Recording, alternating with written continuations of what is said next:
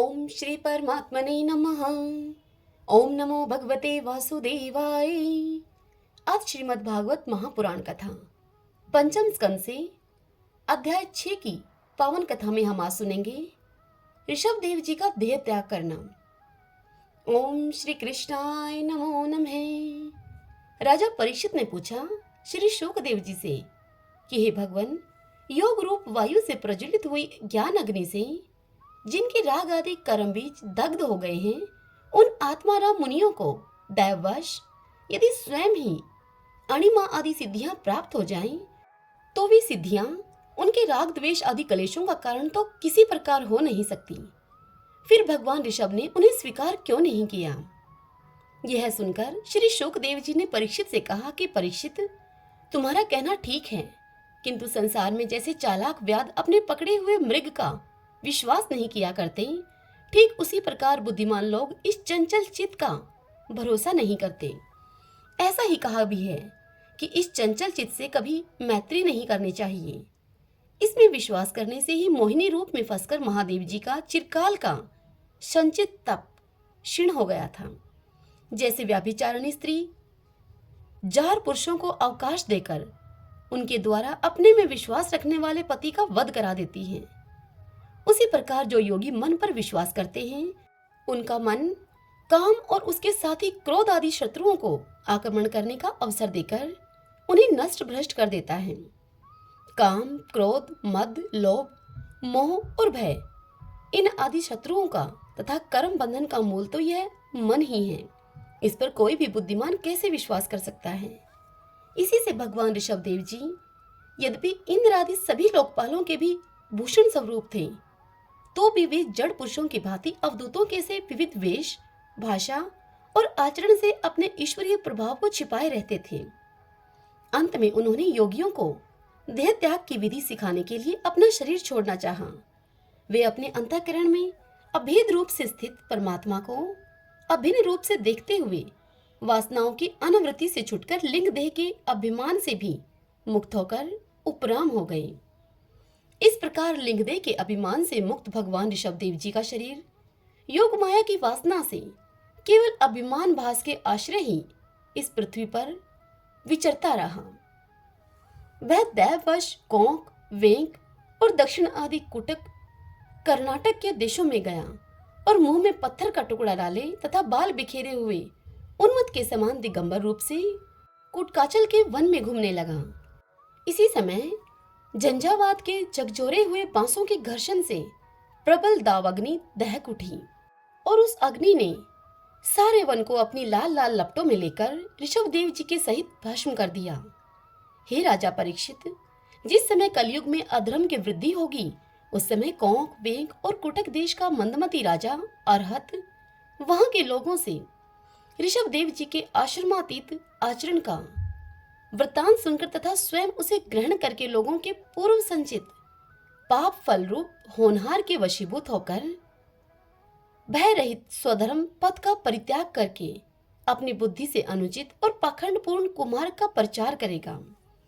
उससे कलयुग में देवमाया से मोहित अनेकों अधम मनुष्य अपने शास्त्र विहित सोच और आचार को छोड़ बैठेंगे। अधर्म बहुल कलयुग के प्रभाव से बुद्धिहीन हो जाने के कारण वे स्नान न करना, आचमन न करना, अशुद्ध रहना, केश नुचवाना आदि ईश्वर का तिरस्कार करने वाले पाखंड धर्मों को मनमाने ढंग से स्वीकार करेंगे और प्रायः वेद, ब्राह्मण एवं भगवान यज्ञ पुरुष की निंदा करने लगेंगे। वे सब अपने इस नवीन अवैदिक स्वेच्छाकृत प्रवृत्ति में अंध परंपरा से विश्वास करके मतवाले रहने के कारण स्वयं ही घोर नरक में गिरेंगे। भगवान का यह अवतार रजोगुण से भरे हुए लोगों को मोक्ष मार्ग की शिक्षा देने के लिए ही हुआ था।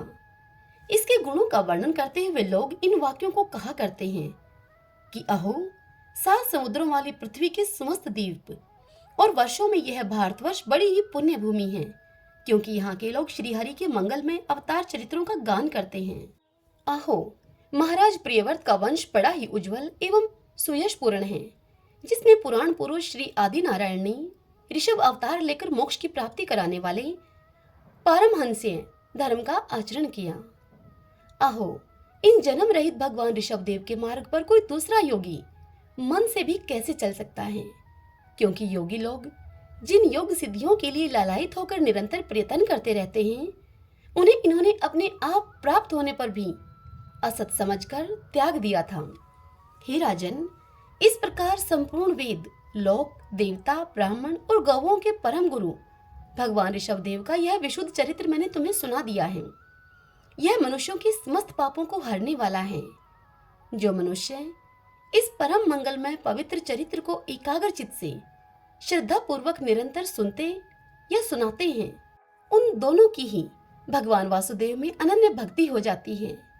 तरह तरह के पापों से पूर्ण, सांसारिक तापों से अत्यंत तपे हुए अपने अंतःकरण को पंडित जन इस भक्ति सरिता में ही नित्य निरंतर नहलाते रहते हैं। इससे उन्हें जो परम शांति मिलती है वह इतनी आनंदमयी होती है कि वे लोग उसके सामने अपने ही आप प्राप्त हुए मोक्ष रूप परम पुरुषार्थ का भी आदर नहीं करते। भगवान के निज जन हो जाने से ही उनके समस्त पुरुषार्थ सिद्ध हो जाते हैं। हे राजन, भगवान श्री कृष्ण स्वयं पांडव लोगों के और यदुवंशियों के रक्षक, गुरु, इष्ट देव, सुहृदय और कुलपति थे। यहाँ तक कि वे कभी कभी आज्ञाकारी सेवक भी बन जाते थे। इसी प्रकार भगवान दूसरे भक्तों के भी अनेकों कार्य कर सकते हैं और उन्हें मुक्ति भी दे देते हैं, परंतु मुक्ति से भी बढ़कर जो भक्ति योग है उसे सहज में नहीं देते।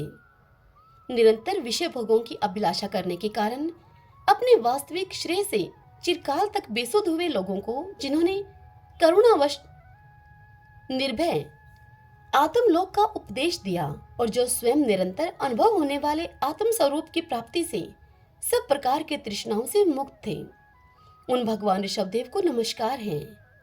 हरि ओम तत्सत। ओम नमो नारायण। ओम नमो नारायण। भगतजनों, आज की यह कथा यहीं समाप्त हुई।